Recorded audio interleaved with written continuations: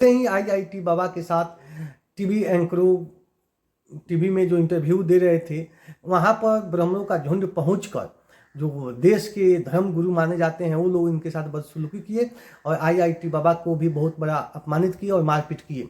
जो भी कोई भी जाति का हो, जो भी इनके विरोध में इनको लगता है कि अब हमारा दुकान बंद हो जाएगा, इनको जब लगता है कि हमारा धजिया उड़ रहा है, जब लगता है कि हमारा पोल कोई खुल रहा है, हमारा जो धंधा है ये चौपट हो रहा है, तो ये लोग ऐसे ही जितने भी ब्राह्मण समाज के बड़े बड़े कथावाचक हैं और पाखंडी धर्मावलंबी जो हैं वो ऐसा ही दंगा फसाद करते हैं। यूपी के इटावा में कथावाचक को जाति पूछकर उसके साथ मारपीट, सरमुंडन, चोटी काटने का जो मामला आया था वो तुल पकड़ते हुए नज़र आ रहा है।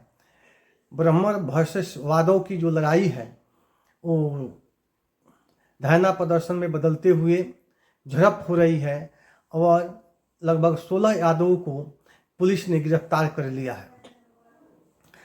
आप देख रहे हैं ग्राम स्वराज 24 न्यूज, मैं हूं संजय यादव। आखिर देश में कब तक चलता रहेगा और देश में क्यों होता है, जबकि हमारा संविधान हमको अधिक समानता का अधिकार देता है। एक तरफ कहा जाता है कि अगर आपके पास ज्ञान है, अगर आपके पास वेद का जानकारी है, शास्त्र का जानकारी रखते हैं, तो कोई भी जाति का क्यों न हो कथावाचक हो सकता है, भागवत कह सकता है। लेकिन एक तरफ से देखा गया कि यादव जाति से जो थे वो भागवत कथावाचक कह रहे थे और उसी बीच ब्राह्मणों ने आकर उनके साथ मारपीट और बदसलूकी करते हैं, यहाँ तक कि स्वयं मुंडन करवा देते हैं। जब ब्राह्मण जब देखते हैं कि हमारी जो दुकान है वो दुकान को कोई बंद कर देगा, हमारे पाखंड का पर्दाफाश कर रहा है, तब ब्राह्मण जो है बड़े बड़े अपने को ज्ञानी बताते हैं, वो ऐसा ही करते हैं। आप देखे होंगे जो महाकुंभ लगा था प्रयागराज, वहाँ जब आईआईटी बाबा जो थे वो वायरल होते हैं और ब्राह्मणवाद को खंडन करते हैं और पाखंड बताते हैं। और जब देखते हैं पूरा ब्राह्मण समाज देखता है कि तो हमारी जो अंदरूनी की जो बात है वो समाज में ला रहा है और हमारे पाखंडवाद को हमारा पुल खोल रहा है।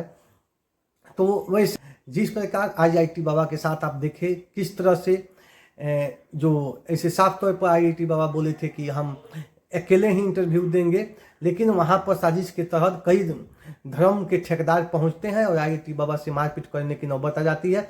उनके साथ से अपमानजनक बातें होती है और आईआईटी बाबा रो दिए थे। तो ये आज नहीं और एक आदमी के साथ नहीं हुआ है, किसी भी जाति का कोई भी व्यक्ति जब व्यासपीठ पर बैठता है, जब कथा कहता है, तो ब्राह्मण ऐसा ही करते हैं, क्योंकि ब्राह्मणों का डर रहता है कि हमारा जो रोजी रोटी का दुकान है, जो हम जनता को गुमराह करते हैं, हिंदू धर्म के नाम पर हम पाखंड फैलाते हैं और हम समाज को गलत दिशा देते हैं, तो ये सभी ऐसा ही करते हैं।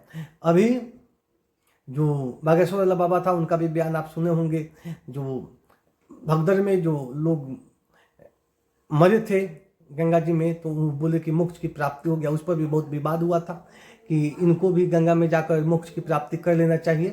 तो जो भी बात है मिला जुल कर हम कह सकते हैं कि जब ब्राह्मणों को लगता है, जो धर्म के ठेकेदार हैं उनको लगता है कि हमारे हाथ में से ठेकेदारी जा रहा है, तब ये लोग ऐसा ही उग्र रूप लेते हैं और इनका वेद, इनका ज्ञान, इनका शास्त्र सब धरे के धरे रह जाता है और उदंडता पर उतर आते हैं।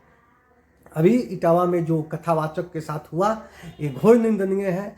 अगर जबकि धर्म पर ईश्वर सबको है, ईश्वर सबका है, धर्म सबका है, तो सब किसी का अधिकार है मंदिर में पूजा पाठ करना, सब किसी का अधिकार है अगर ज्ञान है तो व्यासपीठ पर बैठना, सब किसी का अधिकार है कथावाचक बनना। अगर आपके पास ज्ञान है तो आप कथा कह सकते हैं, लेकिन ब्राह्मण ऐसा मानने को कतई तैयार नहीं होते हैं। उनका एक ही शब्द रहता है कि जो ब्राह्मण होगा वही कथावाचक कहेगा, कथा वाचेगा। अरे भाई, जो ब्राह्मण होगा वही कथावाचक होएगा तो आदान कौन देगा? सवाल उठता है, जब ब्राह्मण कथावाचक बनेंगे, जब ब्राह्मण व्यास पीठ पर बैठेंगे तो पैर कौन छुएगा? पैर छूने के लिए दूसरा कोई रहेगा, दान देने के लिए दूसरा कोई रहेगा और भोग लगाने के लिए आप रहिएगा। तो भोग लगाने के लिए और धर्म के नाम पर लूटने के लिए, धर्म के नाम पर भ्रष्टाचार फैलाने के लिए, धर्म के नाम पर समाज को तोड़ने के लिए और अंधविश्वास फैलाने के लिए ब्राह्मण रहेंगे। क्योंकि दूसरा कोई जब जाएगा तो कहेगा तो लोगों को समझाएगा, सत्य से रूबरू कराएगा। तो इन लोगों को धक्का लगता है और इन लोगों का डर रहता है कि कहीं हमारी दुकान है जो हम ठेका ले लिए हैं धर्म का, ये कहीं धंधा बंद हो जाए, कहीं हमारे पेट पर लात न लग जाए। तो ऐसा जब जब होता है, जब जब ब्राह्मण एकजुट होकर विद्रोह करते हैं और दूसरे जाति के जो लोग होते हैं उनको वहाँ से हटा देते हैं। इसी तरह इटावा में एक यादव को सर मुंडन करवा कर चोटी के बाल काट दिए हैं, जिसको लेकर यादवों में बहुत बड़ी गुस्सा है और पथराव भी हुआ है और 16-17 यादव को गिरफ्तार किया गया है। और इसी प्रकार आप देखते हैं देश में ऐसे बहुत सी, जैसे बुद्ध थे उनके साथ भी ब्राह्मणों ने ऐसा ही भेदभाव किया, बुद्ध को भी अपमानित किया, बुद्ध को भी कहीं जगह ऐसे मारपीट किया गया। तो जो जो लोग जब सत्य की बात बतियाते हैं, जो अंधविश्वास पर से पर्दा हटाते हैं, जब ब्राह्मणों का पोल खोलते हैं, तो ये ब्राह्मण जो है वो बराबर ऐसा ही अपमानजनक बातें करते हैं और समाज में और उन व्यक्तियों के साथ दुर्व्यवहार करते हैं। जब महात्मा बुद्ध को ये ब्राह्मण नहीं छोड़े तो किसको छोड़ सकते हैं?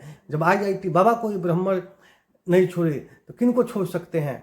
वो कोई भी हो, किसी भी कास्ट के हो, कोई भी जाति का हो, लेकिन जब इनके धर्म पर, इनके ठेकेदारी पर जब घात होता है, जब देखते हैं कि हमारा जो पखंड है इसका पोल खुल जाएगा, जो हम अंधविश्वास जो फैला रहे हैं इसका पोल खुल जाएगा, तो ब्राह्मण ऐसा ही करते हैं। तो इसका कड़ा निंदा होना चाहिए और संविधान के तहत जो अपमान किए हैं, जो कि धर्म सबका है, ईश्वर सबका है, तो सब किसी का बराबर अधिकार होना चाहिए कथा कहने का, व्यासपीठ पर बैठने का। तो आप देख रहे हैं ग्राम स्वराज 24 न्यूज, मैं हूं संजय।